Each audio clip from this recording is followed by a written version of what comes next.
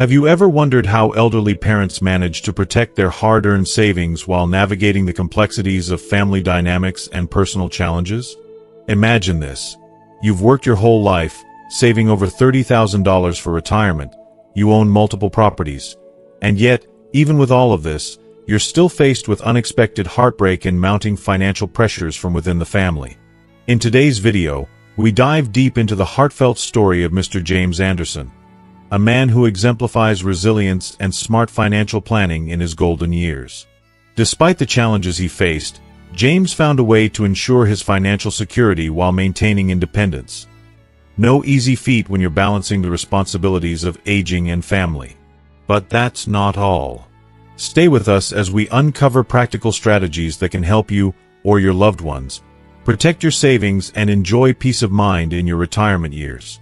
Along the way, you'll hear inspiring stories about how navigating family relationships can lead to newfound freedom and happiness. Plus, we'll share essential health tips designed specifically for older adults, ensuring that your years are not only long but also filled with vitality and joy, all without relying too heavily on supplements or quick fixes. By the end of this video, you'll walk away with invaluable insights, tools to help you safeguard your savings, strategies for maintaining peaceful family relationships, and tips on how to take care of yourself so that your later years are fulfilling and full of independence. Don't miss out on these life-changing lessons that could completely shift your approach to retirement and beyond. Go ahead and hit that play button and join us on this enlightening journey. If you're not yet subscribed, consider subscribing and turning on the notification bell so you never miss a video. Your support means the world to me. And if you found this video helpful, you can help me continue spreading these valuable lessons by liking and sharing them with others. If you enjoyed today's topic, please comment 1. If you didn't, leave a 0 so I can know how to improve and create better content for you. Now, let's get started. At 75 years old, James Anderson has experienced a lifetime of both challenges and successes. With 2 sons and a daughter, he retired 15 years ago after a rewarding career in the corporate world. For decades, he and his wife Margaret had both worked hard, she at the same company, and together they managed to accumulate substantial retirement savings. Over time, they saved over $35,000, 800 million VND, which would later become the bedrock of their financial security. James and Margaret lived a relatively simple life but always prioritized saving for the future. In their younger years, they managed to buy 2 homes. The first house, which they had bought many years ago, was modest but strategically located in a neighborhood with excellent access to public transportation and plenty of green spaces. Though it was aging, it still had a lot of charm, and the couple had grown attached to it over the past decade. They chose not to move to their newer home, which they had purchased 6 years earlier in a neighborhood that they found perfect in every way. They saw it as a sound investment, one that would only appreciate over time. The house was not just a place to live, it was a way to ensure their financial security. However, their children had other ideas. When the new house was bought, James and Margaret had intended to keep it as an investment, not a new place to live. They wanted to use the property's potential appreciation to secure their future, rather than relying on fluctuating savings in the bank. As they did for each of their children, they helped by contributing a small amount of money when they purchased their own homes, but always making sure to retain some savings for themselves. The idea of depending on their children, particularly as they aged, was something James and Margaret were resolute about avoiding. Their decision to rent out the new house to an old friend was an easy one. The rental income, about $120 a month, gave them a little extra cushion. It wasn't much, but it was enough to provide some security, while also ensuring the house wouldn't remain empty. They felt confident and secure in their decision, with the added peace of mind knowing the house wasn't just sitting idle. This arrangement, along with their retirement savings, allowed James and Margaret to live comfortably for many years. They traveled frequently, enjoying the freedom that comes with a well-planned and financially secure future. Their friends admired their easygoing lifestyle, often remarking how they seemed to have found the perfect balance. They were content, living life on their terms, without the financial worries that often plague people in their later years. But life, as it often does, can take unexpected turns. One day, while Margaret was at the market, she was involved in a terrible traffic accident. Despite all efforts to save her, the blood loss and complications from her age took a toll, and she passed away before she could even reach the hospital. The loss was devastating to James. He had never imagined life without Margaret. She had been his partner, his rock, and the center of his world. He was overcome with grief, and in the weeks that followed, he struggled with his health. He became ill and was unable to fully process the loss for some time. It wasn't until he began to recover physically that he could start to think about his next steps. His children, concerned about his health and well-being, suggested he move in with them for better care. But after much consideration, James decided against it. He still valued the comfort of his own home and the familiarity of the life he had shared with Margaret. He didn't want to burden his children or feel like he was living under anyone else's roof. In his mind, he wanted to remain independent and live out his final years in peace, just as he and Margaret had always planned. Yet, his children were persistent. They expressed concern about his mental and physical health, particularly his forgetfulness. They cited the unfortunate case of a local man, Mr. Kwong, who had passed away unexpectedly without leaving any instructions about his finances. Mr. Kwong's children had been left scrambling to find his savings, only to be targeted by opportunists. This story struck a chord with James, who worried the same might happen to him. After much contemplation, he decided to trust one of his children with his savings. But the question was, which one? James had 3 children, each with their personality, strengths, and weaknesses. He realized that he couldn't make this decision hastily. So, he came up with a plan. He would spend 6 months living with each of his children, observing their lives, their habits, and their ability to handle responsibility. He felt this would give him a clearer picture of who was most trustworthy and capable of taking care of his finances in his final years. His children, unaware of his plan, were more than happy to have their father visit. They knew he was struggling, and the idea of him spending time with each of them seemed like a good way to ensure he was receiving the care and attention he needed. James's story serves as a reminder of how important it is to not only plan financially for the future, but to also consider the complexities of family relationships and personal dynamics. It highlights the need for independence in our later years and the importance of being proactive when it comes to safeguarding our savings, especially in the face of unexpected life events. Mr. James Anderson, 75 years old, has always been a practical man, especially when it comes to money. After retiring 15 years ago, he had carefully saved a substantial sum for his later years, well over $30,000, and invested in 2 homes. His first house, bought many years ago, was in a well-established neighborhood, close to shops and parks, making it a convenient place to live. Though the house had aged, it remained comfortable and familiar, and Mr. Anderson and his wife were content to stay there. The second house, however, was a different story. Purchased 6 years ago with some of their retirement savings, it was meant to be an investment. James had always believed in the value of real estate, knowing that property values tend to appreciate over time. But after purchasing it, he and his wife decided not to live there. They weren't ready to make the move, so they rented it out to a longtime friend, bringing in a modest but reliable income of $150 a month. This arrangement gave James and his wife a sense of security and peace of mind, as they were able to preserve their savings while still maintaining a comfortable lifestyle. If you are still watching this video and find these lessons useful, please comment 1 below to let me know that you are still here with me. For James and his wife, their goal was always independence. They didn't want to rely on their children.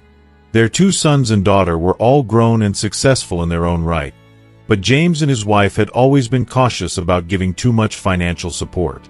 When they helped their children purchase homes, it was a one-time gesture, not a lifelong commitment. They wanted to ensure that, even in their retirement, they would not be burdened by their children's expectations. But life has a way of throwing curveballs. Last year, tragedy struck when James's wife passed away suddenly in a traffic accident. She was older and frail, and her death left a gaping hole in his life. James was devastated. He never expected to face such an immense loss. For weeks, he could hardly get out of bed, overwhelmed by grief. When he finally began to recover physically, his children, seeing his emotional distress, suggested he move in with one of them. They argued it would be easier for them to care for him and ensure his well-being. James took some time to think it over, but ultimately, he refused. He wasn't ready to give up his home or his independence. His life, though different now, was his own, and he wasn't prepared to lose that just yet. But his children persisted, expressing concern that he might forget important details, like the passwords to his accounts. They also mentioned a sad story about a neighbor, Mr. Kwong, whose children didn't know about his savings. When he passed away suddenly, they were left scrambling to find and secure his money.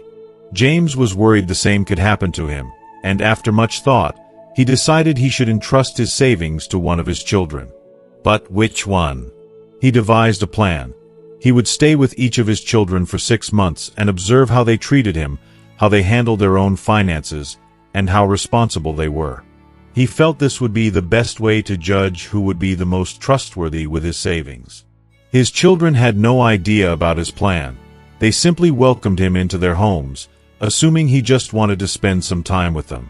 After spending some time living with his daughter, James began to notice several things that made him uneasy. His son-in-law, for one, was often dismissive of him, especially during mealtimes, when he wouldn't even call him to join the family at the table. One time, when James's daughter had purchased a few things for him, her husband showed clear dissatisfaction with the gesture. Although James's daughter treated him well, her husband's attitude troubled him.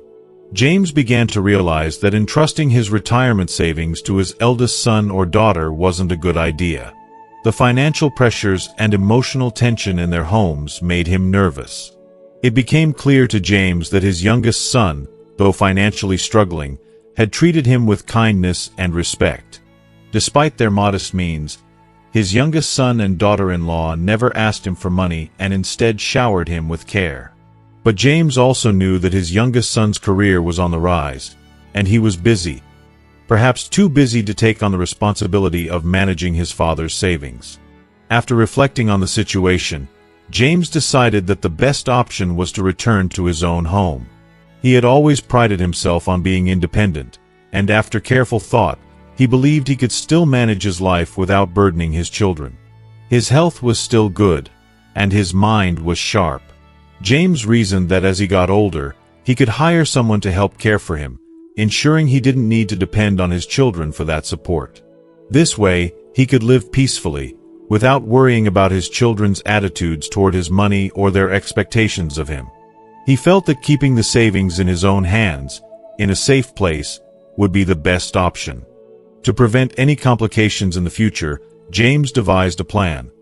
He would put his savings account and its password in a locked box, along with a carefully written letter to his children. The letter would explain how his assets should be divided after his death, providing clear instructions to avoid any disputes. If he became ill and was unable to manage things himself, his youngest son would be responsible for handling everything on his behalf. Additionally, James set aside a specific amount for his youngest son's family as a token of gratitude for their unwavering care. James felt confident that this approach would allow him to protect his interests while ensuring that his children understood his wishes. He didn't want to make his children feel bad, but at his age, he realized it was important to prioritize his well-being. After all, his children were grown, and they had their own lives to live. As parents, it was time for him to start focusing on his own needs and peace of mind. He knew that entrusting all of his retirement savings to his children too early could result in them mismanaging the money, and then he'd have nothing left when he needed it most. James believed that elderly people, in particular, needed to be more mindful of their interests. As they age, the most important thing is to live comfortably and with peace of mind, without relying on others too much. Mr. Anderson's story highlights a crucial issue that many elderly people face. the need to protect their hard-earned savings while maintaining control over their finances. Deciding who to trust with your money and where to keep it is something that must be carefully arranged. The savings of elderly people are the foundation for their later years, and mishandling them can greatly affect their quality of life.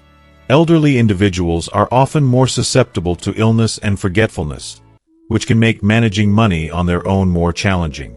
For this reason, it's often wise for them to rely on a trusted child or relative to handle their financial matters.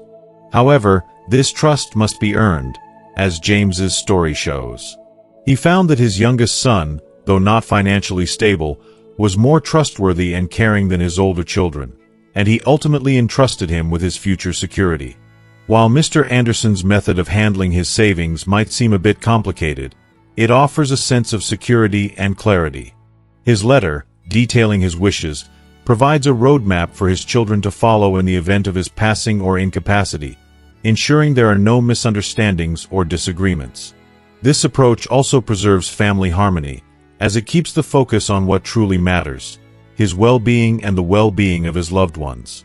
James's story serves as a reminder that, as we age, our priorities should shift towards protecting our independence and ensuring our financial security.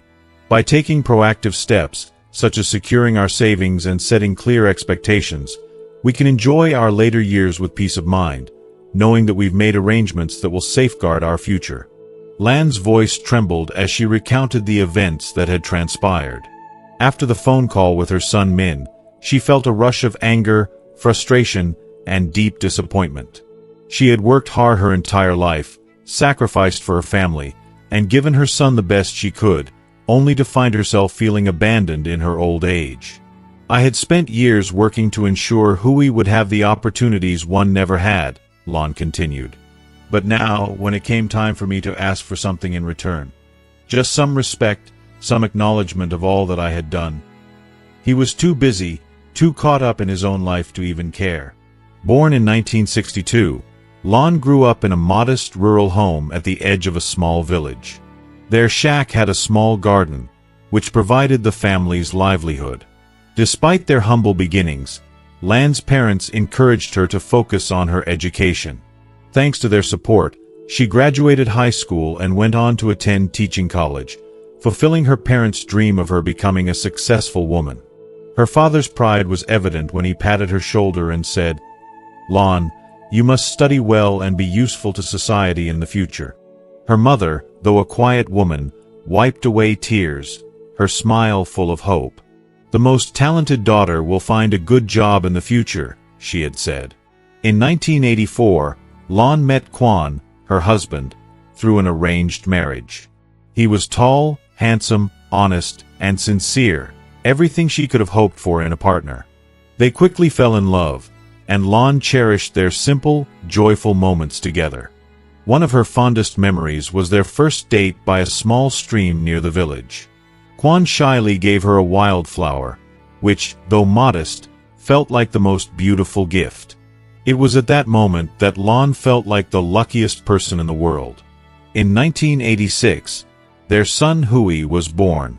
It was a cold winter day, the air thick with snow. As she held her newborn son, all of Lan's exhaustion and worries melted away. She and Quan lived frugally, focusing on saving money for Hui's future. Lan had always been practical, choosing to invest in Hui's needs rather than her desires. One such memory was when she spotted a beautiful, colorful life jacket in a shop window. It was a small luxury she would have loved, but Hui needed new shoes for school. She put the life jacket back, but Quan noticed and comforted her. "Lan, wait until Hui is older. Our eldest will buy you the most beautiful clothes," he had said. Hui was a bright child, always excelling in school and bringing home award certificates that made his parents immensely proud. Their sacrifices, their hard work, had paid off. By 2007, when Hui passed his university entrance exams, the family's joy knew no bounds. That evening, the three of them sat outside, gazing at the stars, discussing Hui's future. Quan spoke with pride. "Hui, you must study well and find a good job. Don't work hard all your life like we did. Huey had promised to study hard, vowing to be a filial son who would support his parents in their later years. In 2012, when Huey married, his parents once again sacrificed, using their savings to buy him a small apartment so that he and his wife could start their lives together. Lon paused for a moment, wiping away the tears that had quietly formed in her eyes as she relived these memories. She had given so much of herself to her family, but now, in her later years, she felt like she was invisible to the very people she had devoted her life to.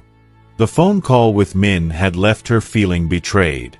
Her son, the one she had raised and sacrificed for, was now asking her to pay for his house installment as if it were her responsibility. "Mother, what's wrong? Why didn't you pay this month's house installment?" Min had demanded over the phone, his voice urgent and accusatory. "The bank is calling and urging," Lon had calmly replied. "Didn't I tell you already?" But Min's anger grew, and he shouted, "How could you do this? You treat my wife's parents like your own, but you won't help us." The word stung, and Lon, feeling the weight of years of sacrifice and neglect, could only laugh bitterly. "How have I helped you pay off debts all these years?" Lon said, her voice cold. "When the whole family goes on vacation, you leave me at home. How is that being filial?"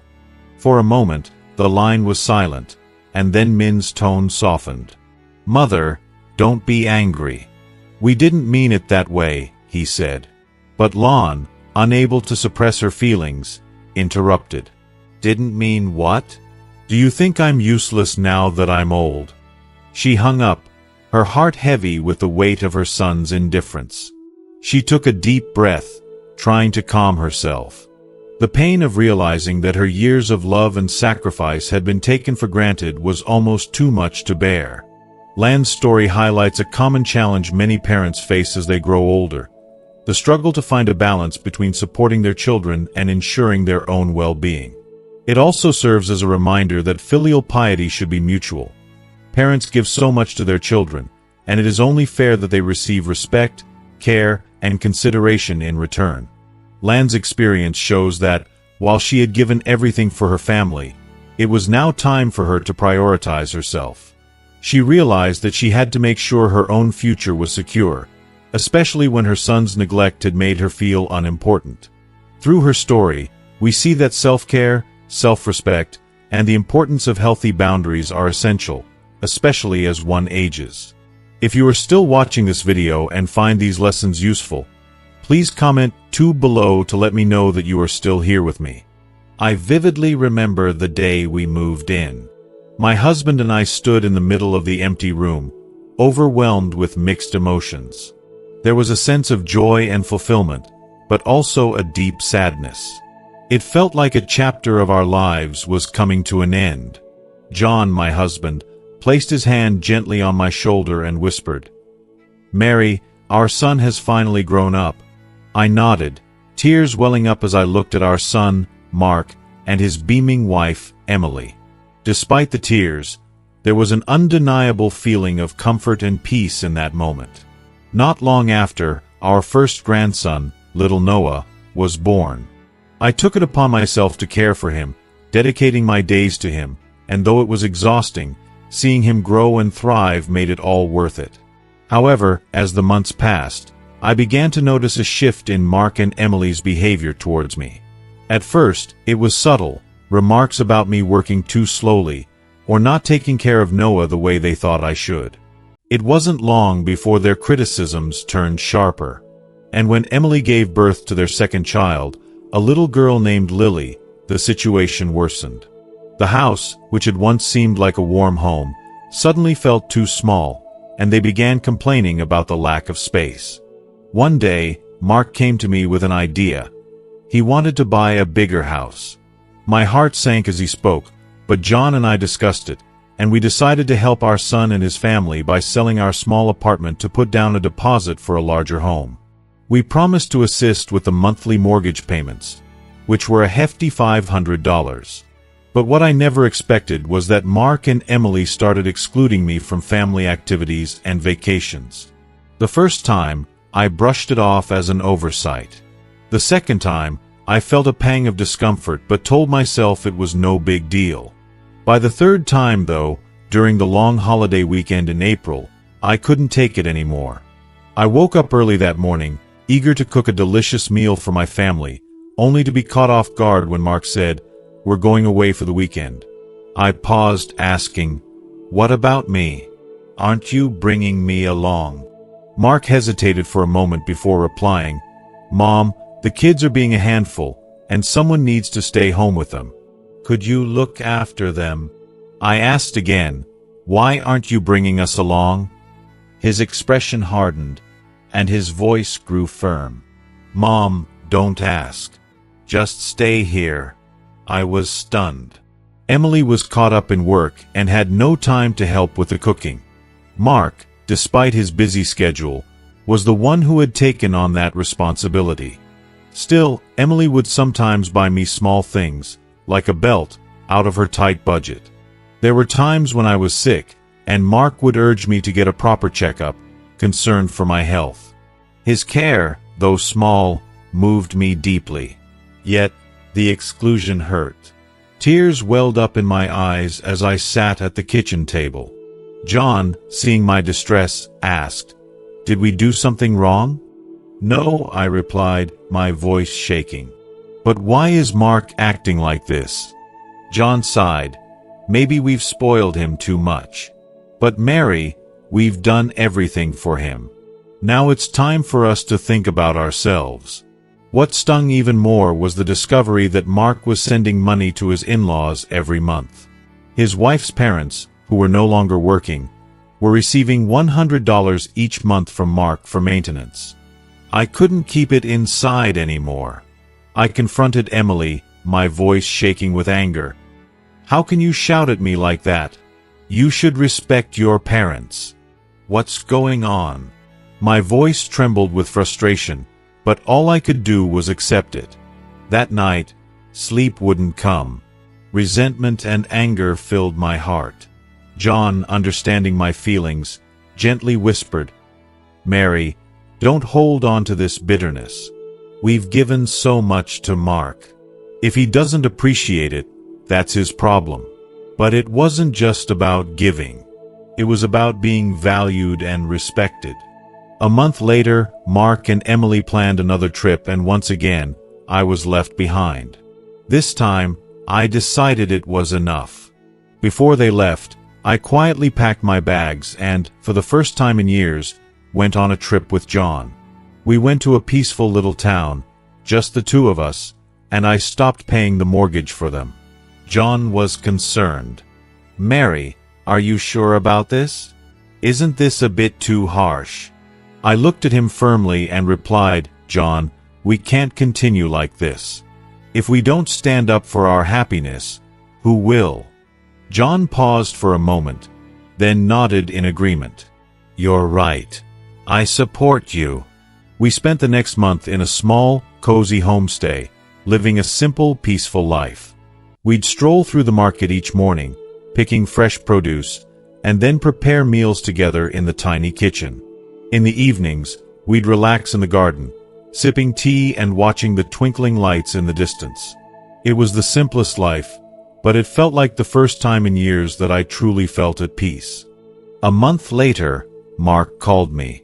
I saw the missed call on my phone, and as I sat there, emotions swirled inside me.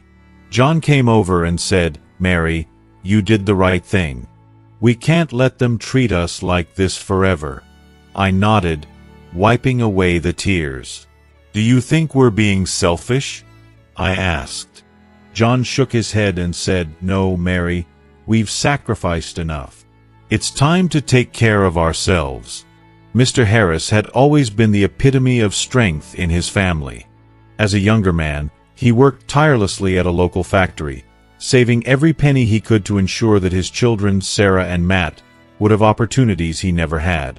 He and his wife, Susan, sacrificed their own needs to provide for their kids, believing that their hard work would be the key to a better life for the next generation.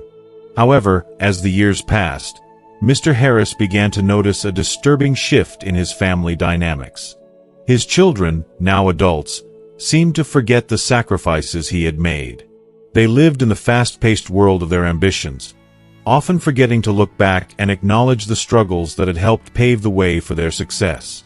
They had their own families, and their own busy lives, and somehow, Mr. Harris and Susan were no longer a priority. One cold winter afternoon, as Mr. Harris sat in his living room, the phone rang. It was Sarah, his eldest daughter, calling to ask if he could help pay for her daughter's college tuition. Her voice, full of expectation, caught him off guard. "Dad, I need your help. You know how expensive everything is these days, and I just can't manage it all," she said, almost as if it was a given that he would drop everything to assist her. Mr. Harris paused before responding, trying to hold back the frustration building inside. "Sarah, I've helped you both your whole life. Your mother and I have given you everything we could. But at some point, you have to learn to stand on your own 2 feet. I can't keep supporting you forever," he replied, his voice a mixture of hurt and resolve. The silence on the other end of the line was deafening. Finally, Sarah spoke, her tone shifting from pleading to defensive. "But, Dad, don't you want to see your grandkids succeed? Don't you want to be a part of their future?" she asked, guilt edging into her voice. Mr. Harris felt a pang of guilt himself, but it was quickly replaced by a growing realization. "I've done my part, Sarah. It's time for you to do yours. I raised you to be independent, to be strong. I never wanted you to rely on me forever." The conversation ended soon after, with Sarah promising to figure something out, but without any real acknowledgement of her father's sacrifices. As Mr. Harris hung up, he couldn't help but feel a sense of loss. It wasn't just about the money. It was about respect. It was about dignity. The next day, he sat down with Susan, and they made a decision. They had spent their entire lives sacrificing for their children, and now it was time to focus on themselves. "We've earned this time," Susan said softly, a quiet strength in her voice. "Let's live for us now, John. It's time to stop giving away what we've worked for, and start enjoying the peace we've worked so hard to achieve." At the beginning of this month, my uncle Richard, who is 51 years old, drove over 30 miles to my house on his motorcycle to ask for a loan. As soon as he arrived, he didn't waste any time and immediately asked to borrow $4,000. His request was to help pay for his son's, my cousin Alex's, college tuition. Alex had passed the entrance exam to a mid-tier private university, where the annual tuition was $2,000. Add in living expenses and the cost of a new laptop, and the total came to about $3,000 for the first year. The problem was that Richard had just gone through surgery 6 months ago for a tumor. He had used up all the family's savings for his medical bills. Over the past 6 months, his wife Karen had been able to save only around $900. So, they found themselves in the uncomfortable position of needing to borrow money. I learned that my father, who had recently taken early retirement, had received a lump sum of $12,000 from his pension. Richard was hoping to borrow $4,000 from me to help cover his son's educational expenses. Richard came determined to impress. He brought a whole feast, fried chicken, pork rolls, even homemade pies, all to thank us in advance, saying how kind and obedient I was so that my parents wouldn't have to worry. Karen even pulled my mother aside, asking for a loan in tears, saying how much they wanted to support Alex in going to college. They didn't want to disappoint him, especially since it had always been their dream to see him get a good education.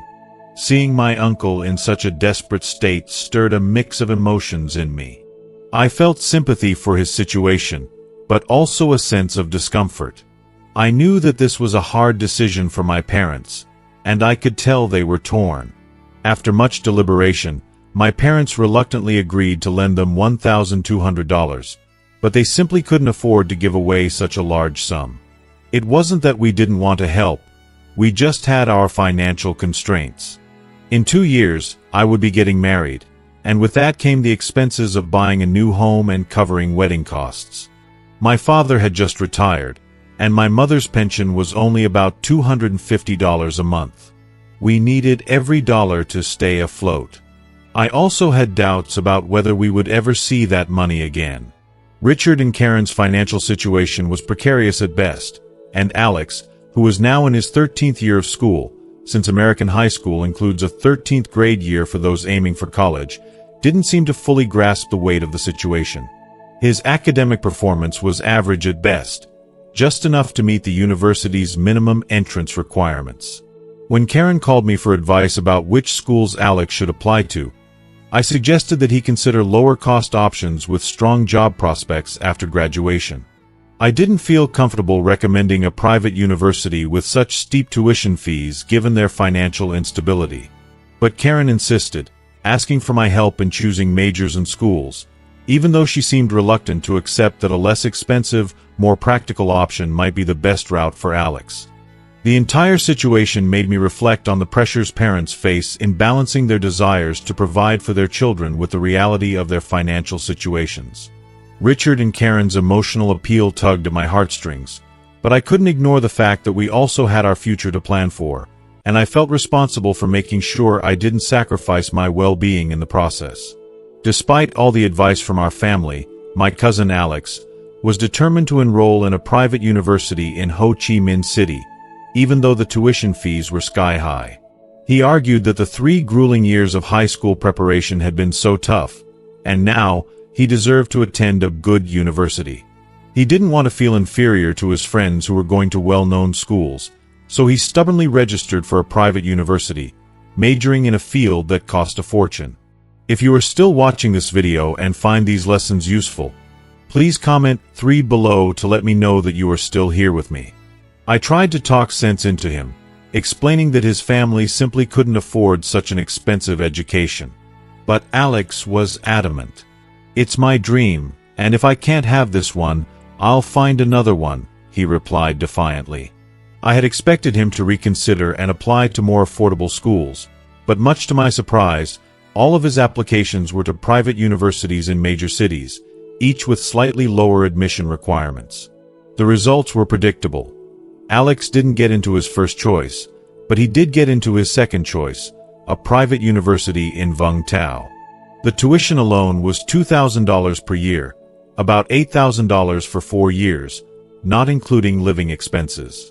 By the time everything was added up, it was clear this would cost over $12,000 for his degree. I felt a deep sense of worry for my aunt and uncle, knowing full well that their financial situation couldn't handle such a burden. They were already struggling just to make ends meet. But Alex refused to listen, insisting that after surviving high school, he deserved to attend a prestigious university.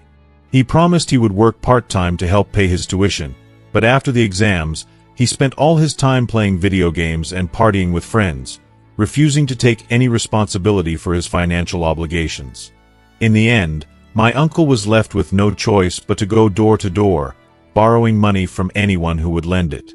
It made me wonder, how many families had to go through this kind of humiliation? How many people were forced to beg for money just to get their children through college, completely losing their self-respect in the process? I couldn't help but feel that families like theirs, struggling, sacrificing, and being taken advantage of, were everywhere. Parents in these situations are left with no dignity, constantly bending to their children's whims, while those same children seem completely unaware of the struggles their parents face. I thought that after graduating from such an expensive university, Alex would understand the sacrifices his parents had made for him. I imagined that his success would somehow make it all worth it, that he would be able to repay his parents and restore their dignity. But deep down, I feared that his lack of responsibility would only continue to push them further into financial hardship, without any gratitude or recognition. To continue the video, here's the next part of the story. Certainly, we all wish for a happy married life. But life isn't always as perfect as it seems. Shadows are lurking in every corner, unspoken sorrows that no one talks about. This story highlights those hidden aspects of marriage. When people get married, they dream of having a loving husband who cherishes his wife and children. I was no different. My husband, James, was gentle, honest, and always devoted to our family. He was the kind of man who would do anything to make sure we were happy. But there was one thing that constantly troubled me: his gentleness. It was a quality that, at times, seemed to make him vulnerable to being taken advantage of by his family, especially his sister, Sarah.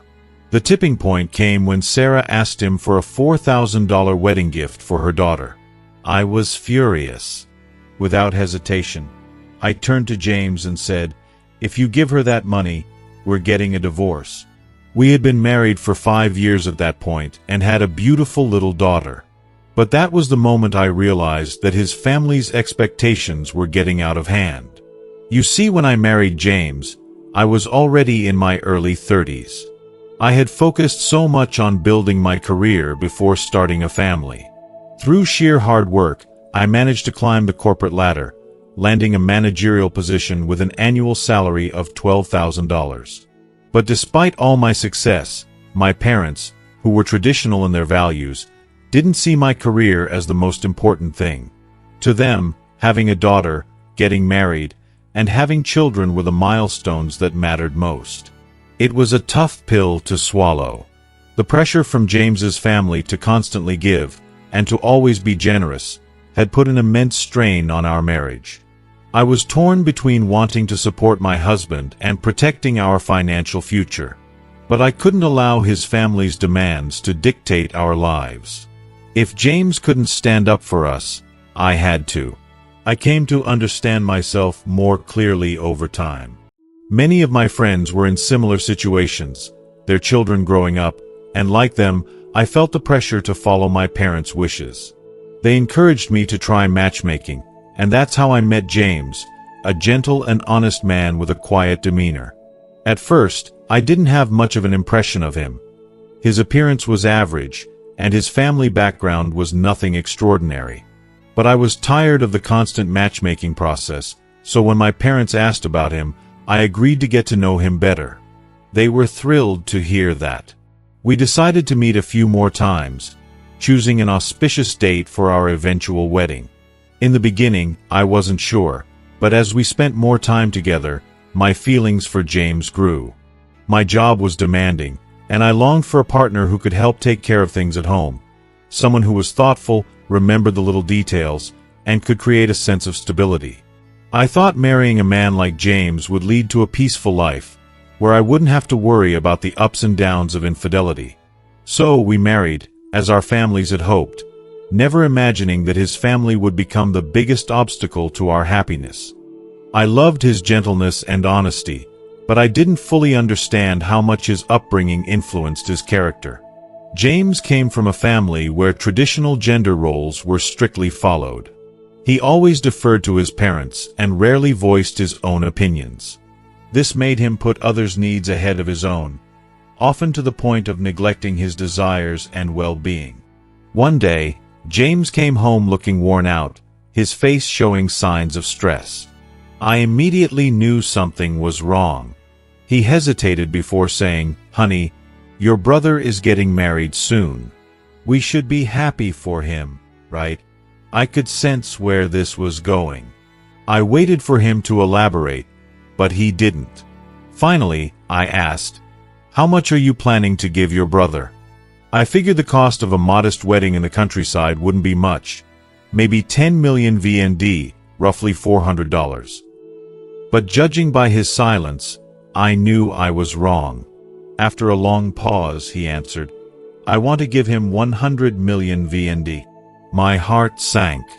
We had a combined annual income of just over 300 million VND, around $12,000, and he wanted to give away a third of it to his brother. I asked again, "Are you serious?" 100 million VND. James knew it wasn't realistic, but he seemed resigned. He finally admitted, "Your brother said he's been borrowing money from everyone. He's begging us to help." I could no longer hold back my frustration. "How can you even think about this, James?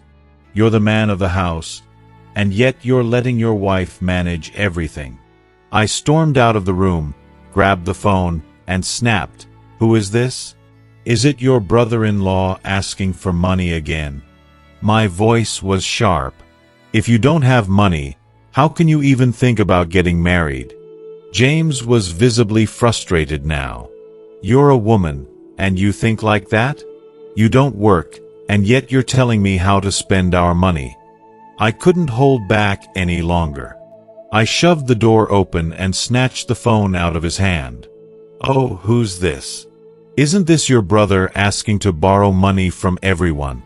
I said, my voice sharp with anger. "If you don't have the money, how can you even think about getting married?" James looked at me, his frustration mounting. "You're a woman, and you think like that? You don't work, you don't earn any money, and yet you're telling me how to handle ours." His words stung, but I couldn't hold my ground any longer. It was a struggle for both of us. He was caught between his loyalty to his family and his duty to us. Me, grappling with the lack of respect for our financial boundaries. The tension hung in the air for a while. My mother-in-law and brother-in-law still occasionally ask for money, but they've learned not to be as bold about it. I'm sure James still secretly sends money to his family, even though he doesn't admit it. He's stuck in that cycle of trying to please everyone. They still care for each other in their way, but I can't help but wonder if they'll be there for us when we truly need help. I guess time will tell. Health segment. 3 golden foods for the elderly. As we enter middle age, our health becomes our top priority.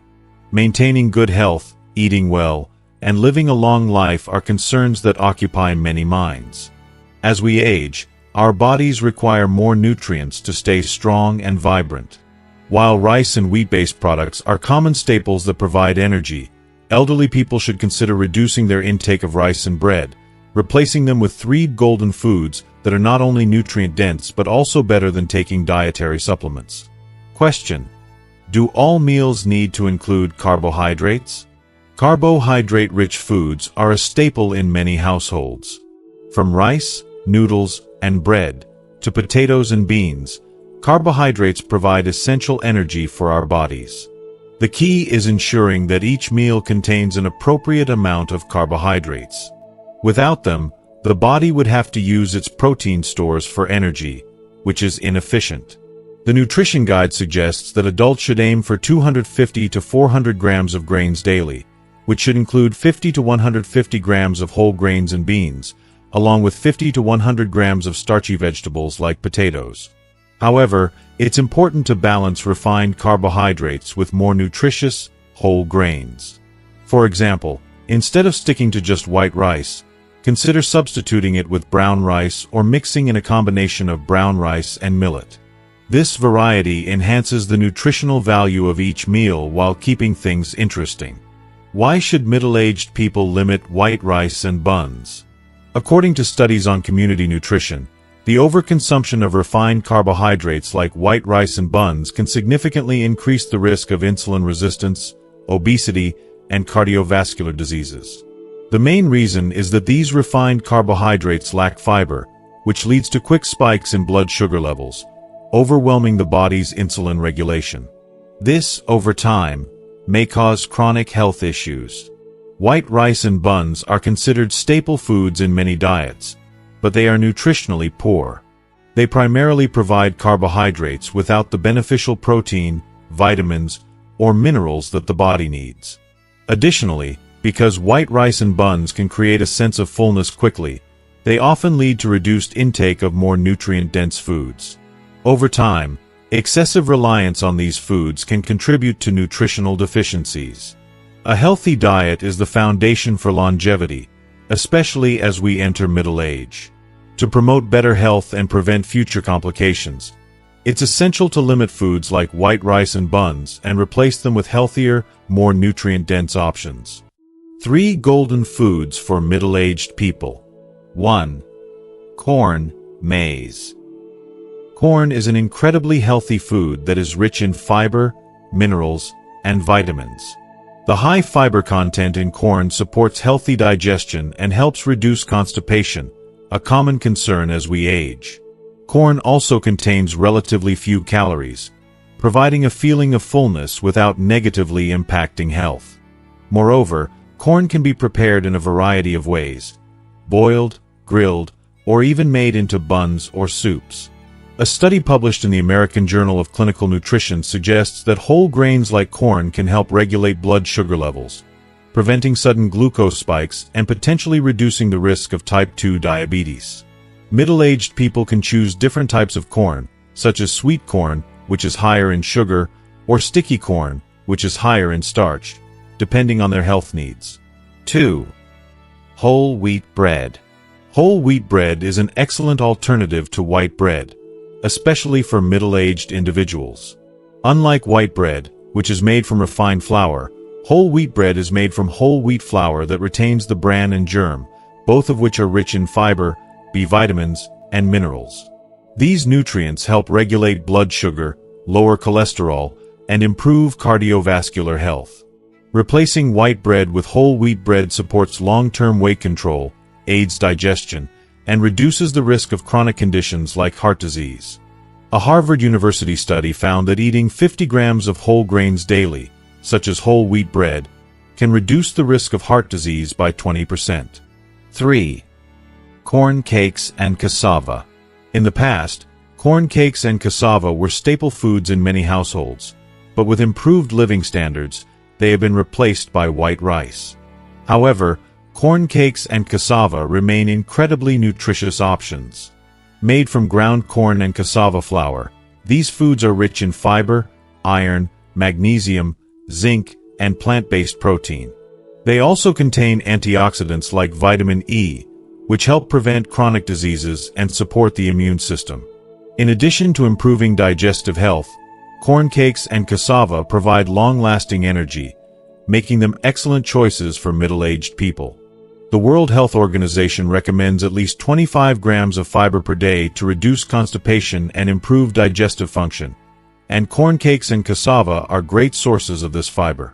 By replacing white rice and white bread with more nutritious alternatives like corn, whole wheat bread, and corn cakes or cassava, middle-aged individuals can significantly improve their health, reduce the risk of chronic diseases, and enjoy better digestion and energy levels, without relying on expensive dietary supplements.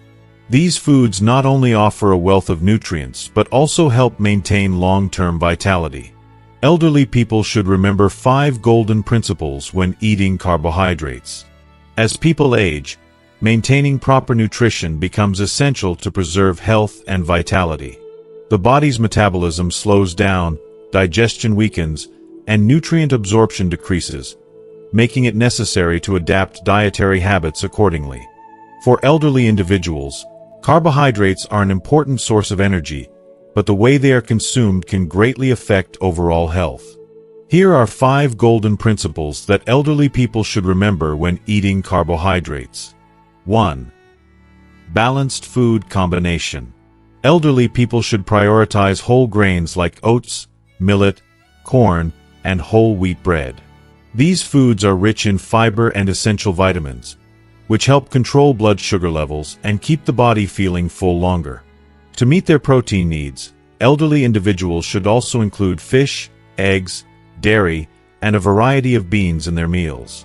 This balanced combination ensures they get a broad spectrum of nutrients to maintain their health and energy levels.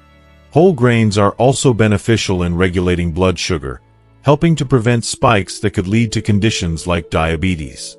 2. Divide meals into smaller portions.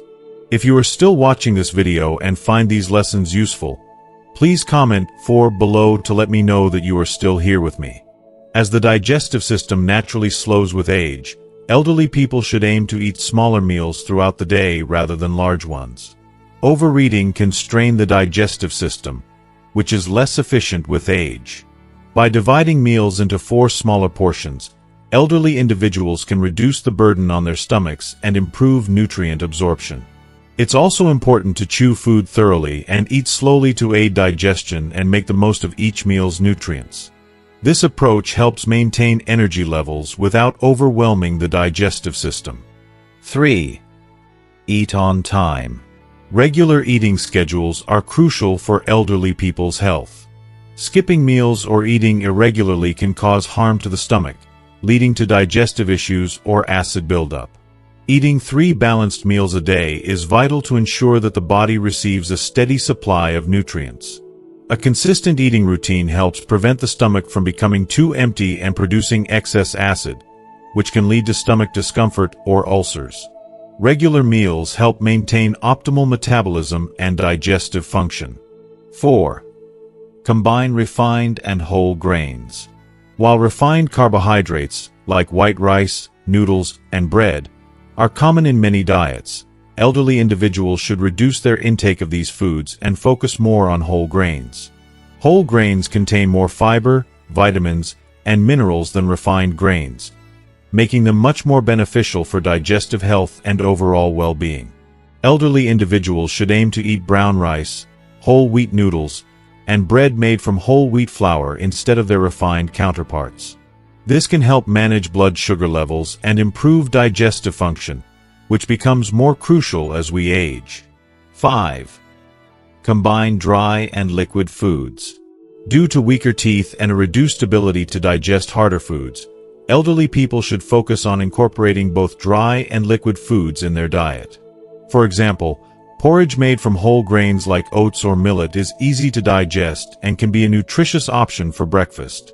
However, since porridge alone may lack sufficient energy, it's important to supplement it with protein-rich foods like eggs, dairy, or buns.